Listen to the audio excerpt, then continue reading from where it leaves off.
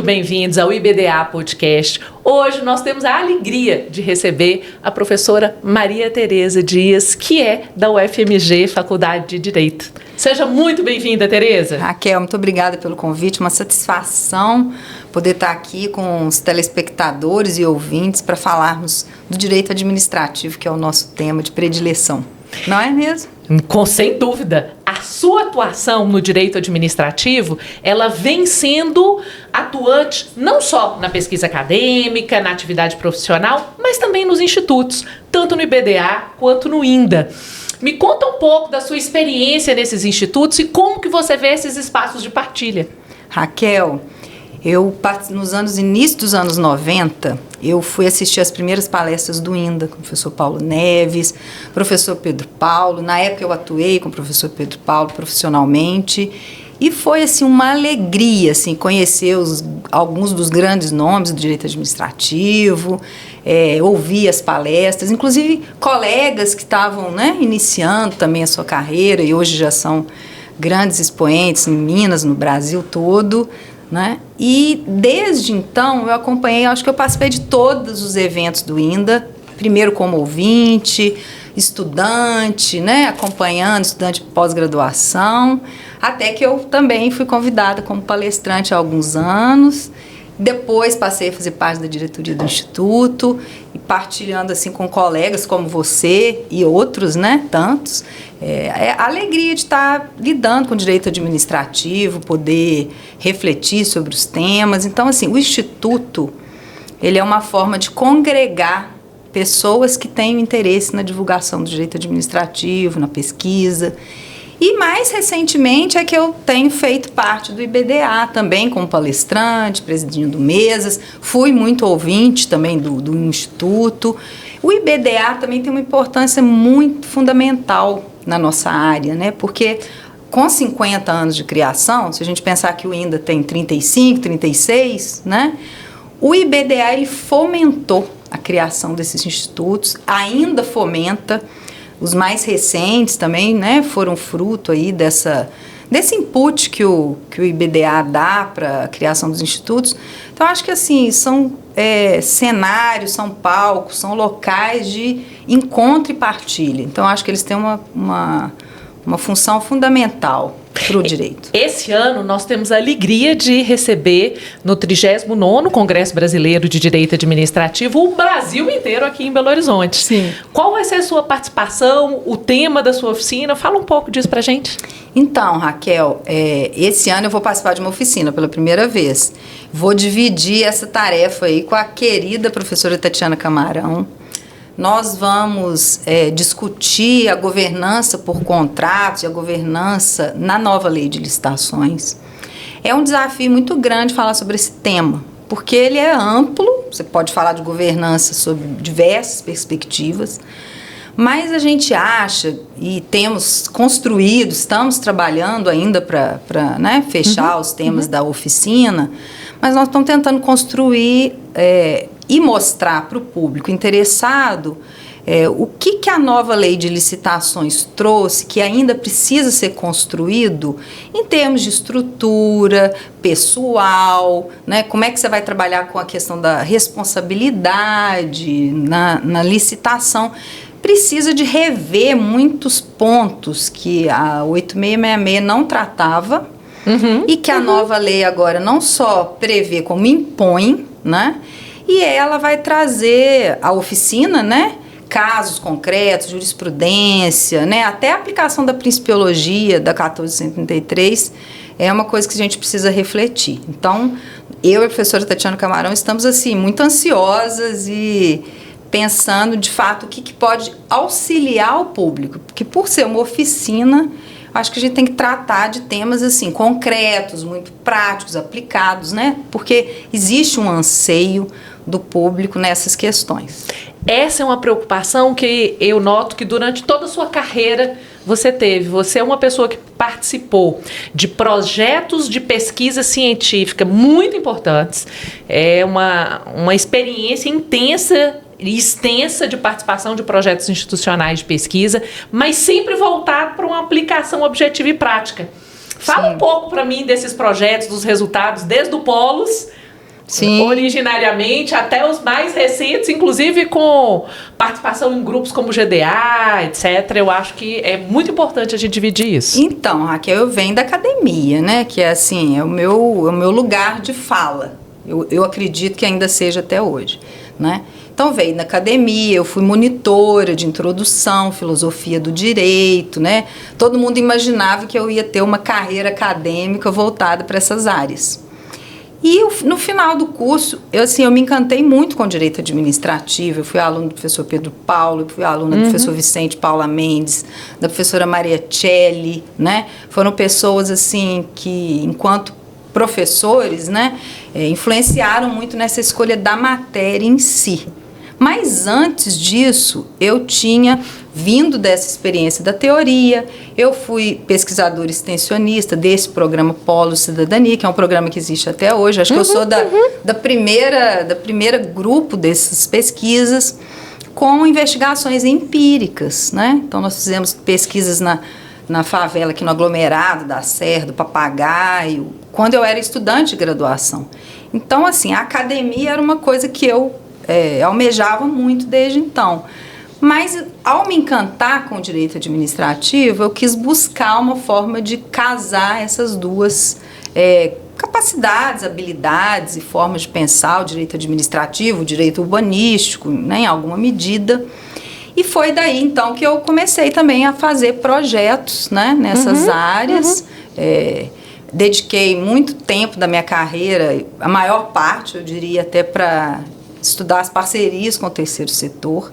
E esse tema, ele surge um pouco desse histórico. Então, ao atuar com entidades sem fins lucrativos, né, no campo empírico, eu me interessei por esse assunto, até porque também era um assunto emergente nos anos 90, meados dos anos 90, final, início dos 2000, com uma reforma administrativa. Então, a gente estava ali. Eu acho que eu tentei, de alguma maneira, combinar essas duas questões. E trago, na minha experiência, a questão da pesquisa, né?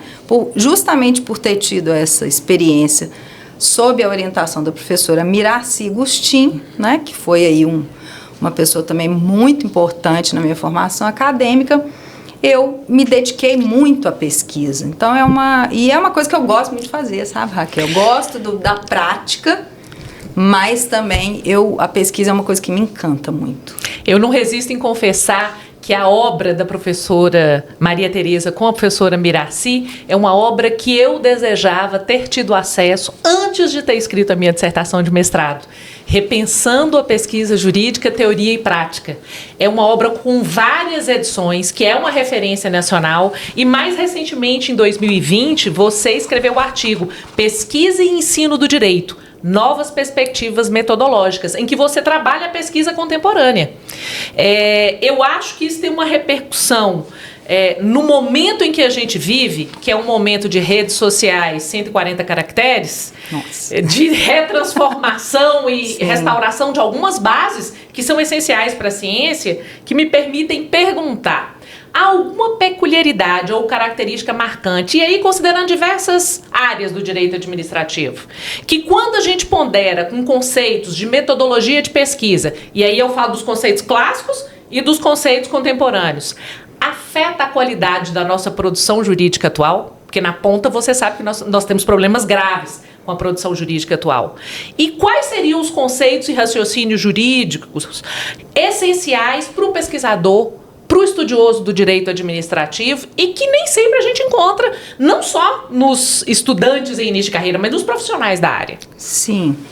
Raquel, eu acho que é importante a gente pensar o seguinte: a pesquisa científica, ela é fundamental, e na universidade, para a gente conseguir ter um papel crítico, analítico, né? Porque, assim, existe uma doutrina jurídica, que é uma doutrina jurídica que eu chamaria de opinativa, né? Que ela se faz à base de estudos, né? Muito estudo, não estou dizendo que esse tipo de trabalho não demanda tempo, esforço e reflexão, né? Mas a pesquisa acadêmica, ela vai construir um raciocínio que problematiza o que se encontra, né, na teoria e na prática. Ela precisa buscar fundamentos teóricos para construir conceitos necessários.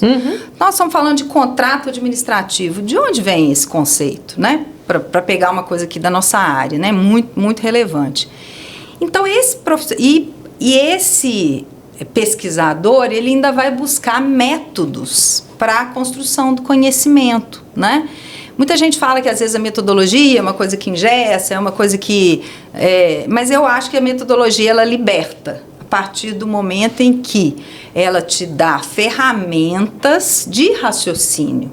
Na metodologia é isso, é você saber construir os objetos do conhecimento, né, investigá-los e trazer respostas. E respostas que tenham consistência, né, Raquel? Porque, assim, e uma dificuldade que eu vejo hoje dos estudantes, você está falando aí dos 140 caracteres, mas uma dificuldade que eu vejo dos estudantes hoje é conseguir fazer o básico, que é levantar uma bibliografia de referência, fazer uma análise dela, né?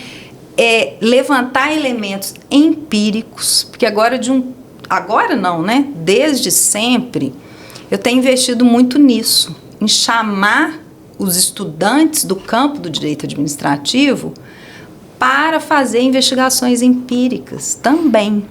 Incorporar estatística, né, Tereza? Tudo. A gente precisa ter um conhecimento, resultado disso, porque senão a gente fica com o perdão da coloquialidade, que não é característica da professora Maria Tereza, mas é minha, a gente fica com o direito administrativo do sovaco. Eu acho. Tiro daqui, eu acho. Acha por quê? Com base em quais dados? Sim, não, a gente brinca e fala que é vozes da minha cabeça, né? Fonte, vozes da minha cabeça. Mas essa investigação empírica, na verdade, se a gente pensar que o direito administrativo, ele está no campo empírico, porque não é simplesmente teoria do direito. É óbvio que a gente pode fazer investigações teóricas, conceituais, relevantes no direito administrativo, né? Pensa em investigar o que é meritocracia. Você pode, né, construir um campo de investigação amplo.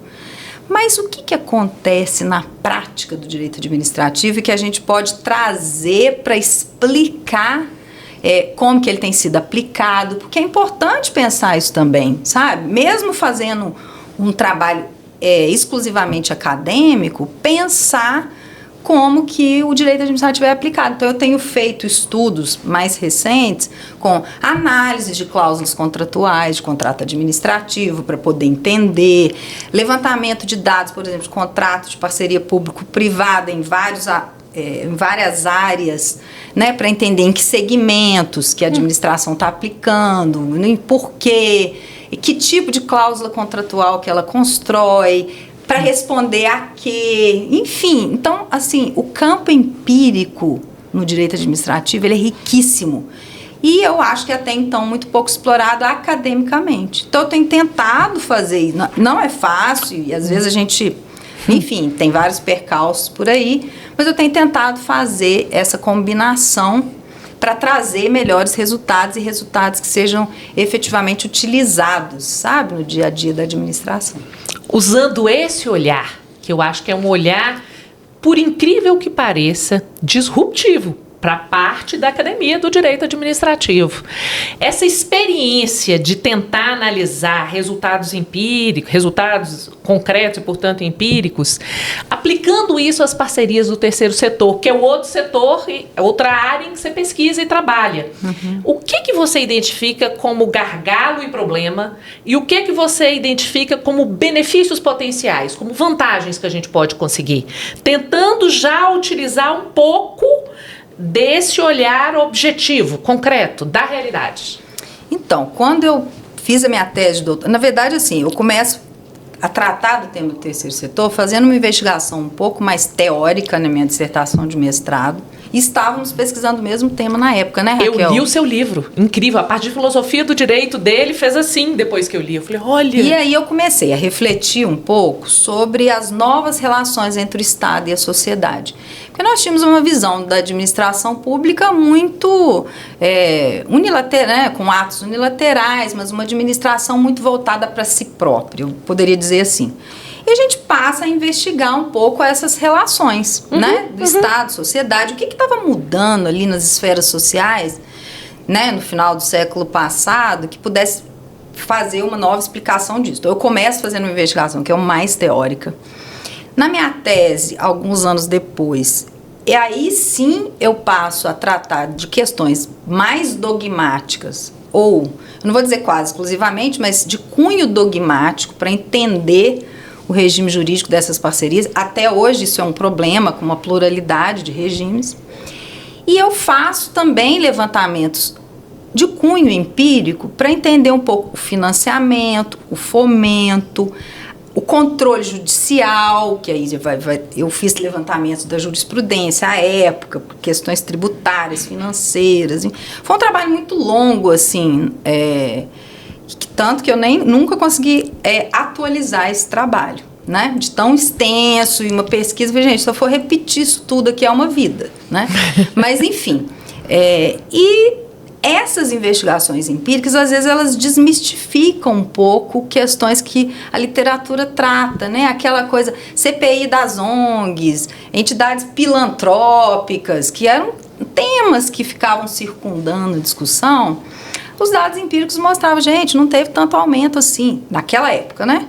Não teve tanto aumento assim de financiamento, isso é um mito, né? Há controle sobre as entidades em alguma medida, né? Mas o Estado precisa melhorar, fazer valer o seu poder regulatório. Enfim, então acho que assim, o dado empírico, ele auxilia nessa reflexão. Mas a principal reflexão, ela até nem veio do campo empírico, ela veio do campo dogmático. Precisávamos de um novo marco jurídico do terceiro setor. E eu estava discutindo isso antes do Miroski. Qual é a diferença dos modelos iniciais, e aí nós estamos falando de organizações sociais e OCIP, para o Miroski? Isso eu acho que é algo que você tem com uma clareza rara. E disso em face das PPPs, porque às vezes as pessoas confundem. Sim. Na verdade, assim, tudo começa com uma ideia de um conceito muito amplo de parceria público-privada, que até a professora Maria Silvia trata, privatização, tem uma série de conceitos ali que a gente precisa desbastar antes de chegar no regime jurídico propriamente dito.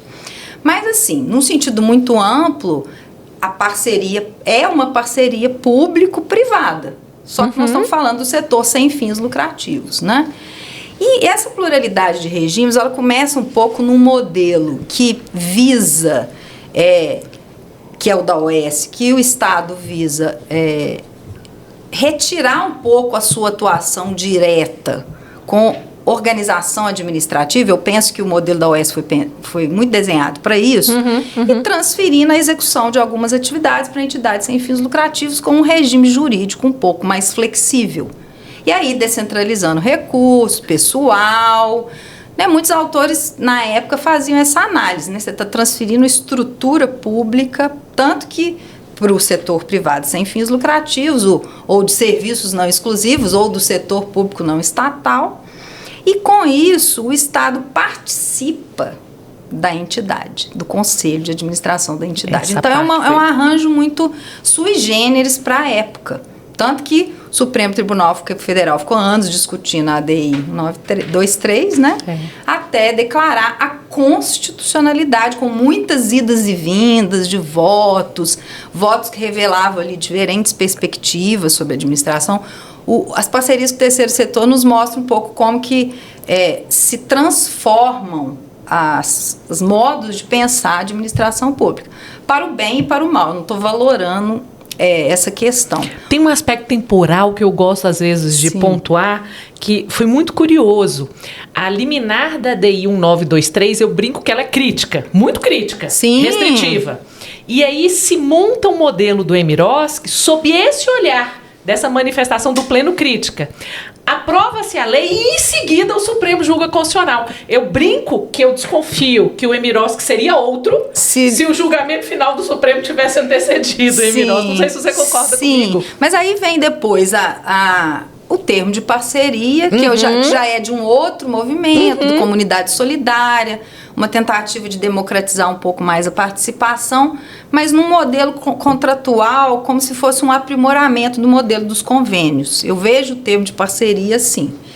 O Emiroski, ele já é fruto de uma discussão muito mais ampla, e o foco vamos dizer assim, de debate dele, o que ele pontuou mais foi assim, retirar aquelas exigências de qualificação prévia, que aquilo era uma burocracia gigante, ainda é, né, em alguma medida, e que é dispensável para você fazer as parcerias, né, num certo sentido.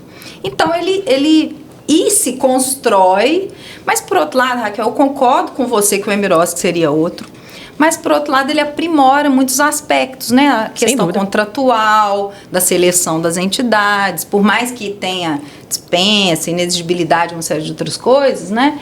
Eu acho que ele se transforma e, na minha avaliação, olhando para a tese, que é anterior ao Emiroski, a minha tese, doutorado, terceiro setor Estado, o Emiroski dá muitas respostas para o marco jurídico que eu havia proposto. Né? Eu não propus um projeto de lei, mas eu tracei ali um conjunto de questões que deveriam ser tratadas por um novo marco jurídico. O foco da minha discussão era tentar unificar toda essa discussão. Eu acho que essa pluralidade ela ainda é ruim. Né? O Emiroski tentou fazer esse movimento, mas politicamente e legislativamente ele não conseguiu, né? O movimento em si. Né? Mas ele dá respostas para uma série de questões anteriores, aprimora, enfim, mas ainda traz outros pontos. Ele traz uma coisa boa que ele acabou virando norma geral mesmo, né? Sim. Porque o SOCIP não, era forma estrutural da administração, isso é bom. Exato, né? E ser norma geral, por mais que muitos doutrinadores tenham criticado, né? Ele se aplica, né? Como norma geral nesse sentido. Eu vejo uma preocupação no seu trabalho, que é uma preocupação nem sempre comum, que é sempre se dispor para um olhar do direito comparado. Então, sob um ponto de vista, olhar um pouco para o que acontece em outros países, mas sem perder o pé na realidade brasileira. Esse estudo do direito comparado, mas passando por um filtro das especificidades atuais da realidade brasileira, a gente sabe que não é tão comum assim. Usando esse modo de trabalhar e analisando especificamente as PPPs, o que você vislumbra em relação às concessões administrativas e concessões patrocinadas? Então, depois do terceiro setor, né, aí esse trabalho de maior fôlego, eu comecei a me dedicar ao estudo das PPPs no sentido estrito. Né? A gente estava falando das PPPs no sentido amplo, que aí você pode pensar em diversos arranjos, com o setor privado não lucrativo e com o setor lucrativo. E eu falei, bom, agora vamos tentar investigar um novo objeto, né? E não um novo objeto, mas numa linha, né, de continuidade, num certo sentido, e comecei a me dedicar ao estudo das PPPs, dentro daquela abordagem das investigações empíricas e teóricas, então com análises contratuais, como eu havia dito, né? E interessante que nesse meio tempo eu tive uma oportunidade de fazer o pós-doutorado na Inglaterra. Eu fui para o King's College em Londres para investigar as PPPs no Reino Unido, porque justamente de onde veio, né, na verdade, o modelo da 11.079, que é o modelo da PFI, lá assim denominado, mas que quando nós trouxemos esse modelo para cá, nós o nominamos como PPP, que era né, porque PPP também é um conceito mais amplo e nesse sentido mais restrito. E foi interessante essa investigação, porque assim, as pesquisas de direito comparado, elas são muito complexas, né? Nossa. Tanto que eu dei um passo atrás para discutir a metodologia das pesquisas em direito comparado. Também tem um texto nesse sentido, um livro, Direito Administrativo Comparado, até livre download, porque foi feito pelo programa de pós-graduação da UFMG. E aí comecei a fazer essa investigação e, de fato, identifiquei inúmeros pontos comuns, né? A nossa lei é quase um copy-paste mesmo do modelo do Reino Unido, né? Então, isso foi importante para eu poder entender, né? Até os desenhos contratuais, apesar dos contratos lá serem confidenciais, você não conseguir ter acesso, eles fazem muitas minutas e padrões, como se fossem minutas padrão. Aí eu consegui fazer o estudo das PPPs na saúde em perspectiva comparada, a partir dessas minutas e tentando entender as questões contratuais. O que eu pontuo, Raquel, que eu acho que é o principal achado dessa minha investigação? Que nós estamos num caminho, do ponto de vista das decisões das autoridades administrativas, nós estamos num caminho completamente contrário agora ao Reino Unido. Que de 2019 para cá, simplesmente extinguiu o modelo da PFI. O modelo da 11.079. Tem anúncios do governo britânico, né, falando, olha, está extinto, não vamos honrar o que foi feito. Cerca de 100 e tantos contratos na área da saúde, que foi o que eu levantei, existentes, mas vamos criar outros modelos e nós aceleramos agora no modelo da PPP. Eu tenho até estudos com gráficos numéricos que mostram, né, lá um decaimento em termos numéricos, quantitativos, e aqui uma curva ascendente que foi que deu o start com as PPPs de iluminação pública, sobretudo, né? Mas agora no saneamento, as de iluminação pública é um quantitativo grande, município entrando nesse desenho de PPP, enfim, consórcios. Então agora a gente está numa ascendente. Então agora precisamos acender uma luz, né? De pensar ali o que é hora de uma nova Lei 11.079? O que a gente pode pensar de correção normativa, procedimental, executória? Porque quando um país de onde a gente reproduziu a modelagem, depois de uma certa execução, bota o pé no freio e dá ré, é sinal que algo demandou aperfeiçoamento. E a gente que está vindo atrás, historicamente, do ponto de vista temporal, pode aprender algo com o que vem sendo apontado por lá. Sim, assim, eu investiguei as PPPs na saúde, né? Uhum. Que foi o objeto de maior investigação. É interessante que na literatura estrangeira, e nós não fazemos isso aqui, são investigados os resultados da execução contratual. Então, tem muita publicação sobre PPPs no Reino Unido, refletindo os resultados, tá? Que a gente para ali, né? Licitação, contrato, contratou, acabou, né? E não, eles pegam a continuidade da execução e vão refletir sobre... É o que o ETP deveria fazer. Eu acho agora com a 1433... A 1433, né? Amarra, né? Ela quer que a gente reflita sobre a execução para no próximo ETP a gente melhorar com base no resultado. Mas está pedindo isso para a administração. Lá a academia faz isso, né? Olha. A academia faz isso, tem muita publicação.